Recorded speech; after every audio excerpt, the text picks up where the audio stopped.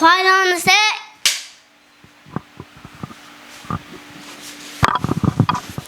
Well, hello. Welcome back to another episode of Glorifying God with Our Small Gardens. My name is Donetta, and I'm your host today. Today, we have a wonderful guest who is a first-time gardener.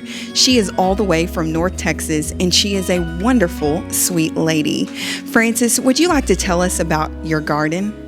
Yes, thank you, Donita. It's Donetta. Donetta. Oh, yes, ma'am. Yes, ma'am. Well, as Donetta said, I am a first-time gardener. This is my first ever official garden.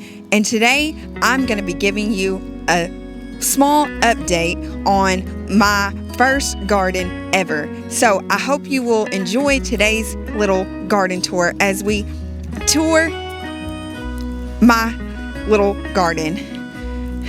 Dear, put your hands down. Yes, ma'am.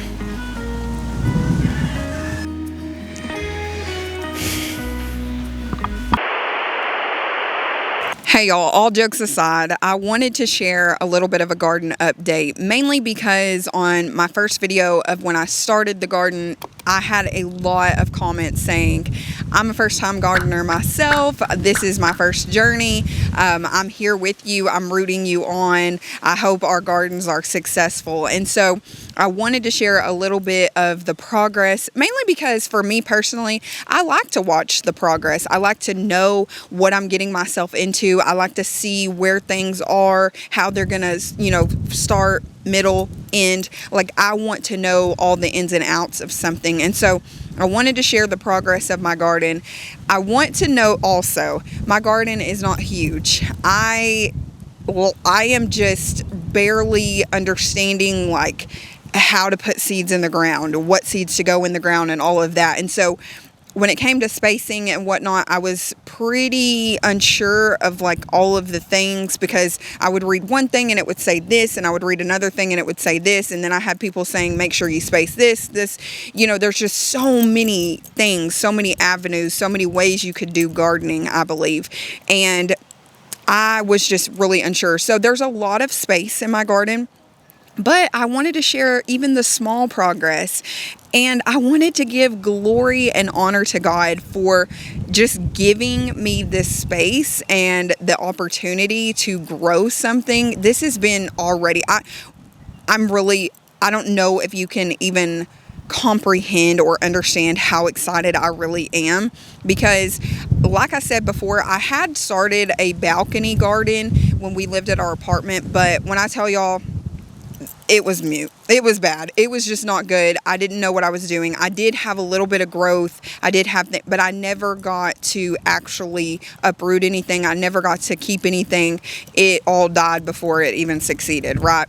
So I have pretty good faith that this is actually going to work out. I'm over the moon. I am just so excited, and I'm just so grateful to God that He allowed me to have this opportunity and have this time to do this and learn something new.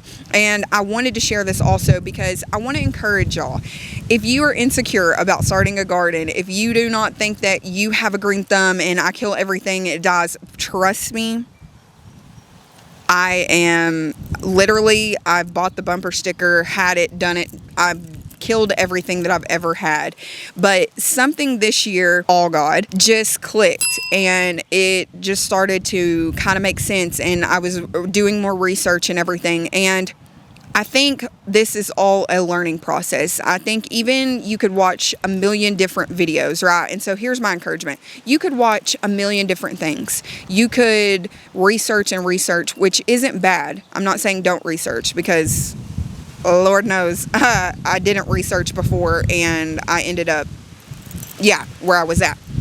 But what I will say is, I think it is trial and error. I think that you have to try things, you have to do things, and what might work in your area or in your garden may not work for somebody else in their garden, or, it may just be the soil. It could be this, it could be that. But what I'm saying is, it's definitely been worth the experience so far. I'm so excited, and I am just ecstatic to share with y'all. So we're going to go do a little tour of my small, super just underwhelming, honestly, garden. But it is so amazing to me because I put seeds in the ground and they began to sprout. It might not be much, but it's a lot to me. All right, so obviously we put up a fence because we have animals, and especially our pig, he will uproot anything and everything.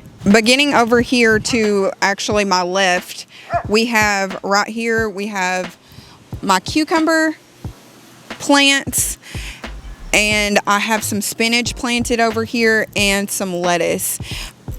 I actually had kale over here too, but for whatever reason, it never sprouted. I don't know if it just wasn't getting enough water. The thing that I've noticed about watering the garden, it's been that the top of the soil will get wet, but underneath it tends to not get nearly as wet. So I have to like really soak it in there. I don't know if it's because there's maybe more clay. I don't know what the issue is with that, but we'll get a closer look here in just a minute of all of that. But my intention behind the reason I did it like this, I wanted to have like a separate bed. So I kind of like made like a raised bed on these, so that way I would know the difference. But y'all, I'm so excited.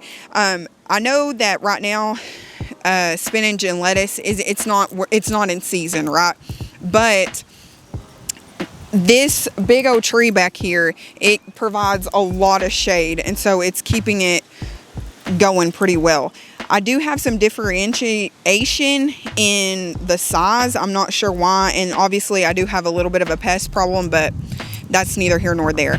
And then on this side of the garden, I have all along this row right here, I have squash plants, and I'm super excited about that.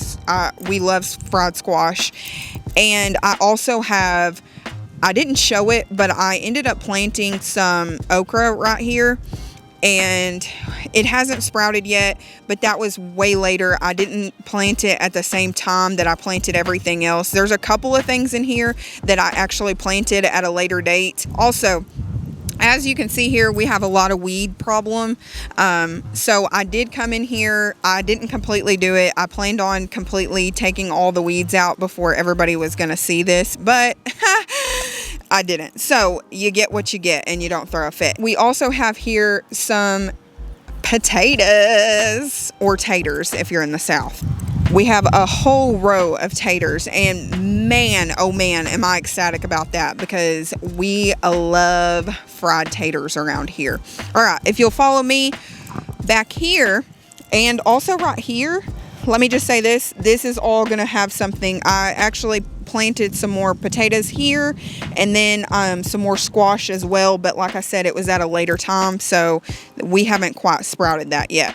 Now, from seed in the house, I actually started some jalapeno plants. This one, I got a little weed happy, and I ripped it out of the ground, and then I tried to put it back in there, and, well, it doesn't look like she's going to survive.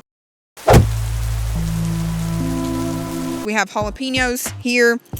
And then I actually had gone to the store and bought this jalapeno plant that was already started, mainly because I wasn't sure about season, if it was going to be still in season, but turns out we're just fine. It's all around the same time. And then this one is a tomato plant, and this one is one as well. This one I bought from the store. This one I started from seed, and I am so ecstatic. Last year when I started tomato plants, literally, I don't know if it was the soil, I don't know what I was doing wrong. I could not get them to grow above an inch.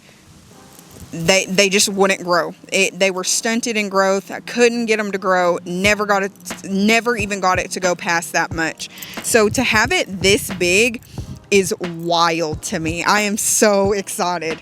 And then back here we have corn, which I am so excited about, mainly because I love corn on the cob. Love corn on the cob over here. But I am a little sad because at some point, I don't know if you can see this, but over here, at some point, something got in here. And I mean, I had rows, people. I'm saying rows. Something got in here. Not sure if it was a possum, because we did see a possum not too long ago in our front yard. Some animal got in here, ate like half the corn. So the deal is why this is bad. Because the way apparently corn grows or is fertilized, or I'm not sure what it's really called, but anyways, is the way it forms is the little silks or hairs on the corn, they will like rain down and bump each other and do all this. And so if there's not enough, it's not going to produce your actual corn kernels, is what I was told. So I don't know if this is going to work out, but nonetheless, did it, grew it, working on it. And then over here we have radishes. I went a little crazy with the radish, not gonna lie. Probably not gonna eat every single one of these, but I had a lot of radishes and I wanted to grow it, and so we're growing it. Then we had this weird mystery plant pop up, and I never remembered planting anything else over here, but for whatever reason something popped up, and I actually have a scanner on my phone that tells you what stuff is.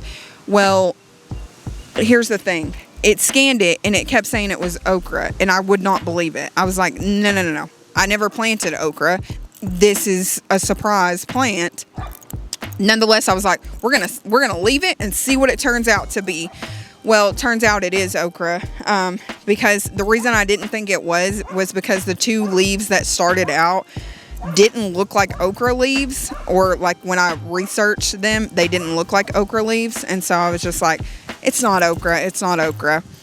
Turns out it's okra. So that really is all I have right now for y'all. But like I said, this is a learning process. This is a journey. This is just all the things. And I cannot wait to show y'all when I have like so much of a garden. But to start out, I think this is perfect. I think this is great. Again, I just want to encourage y'all, if you don't think you have a green thumb, take it from me. You'll be fine. The Lord will carry you. The Lord will sustain you. He's sustaining these crops. That's going to be it for this video. I hope to see y'all in the next one. God bless y'all, and go and be a light out there.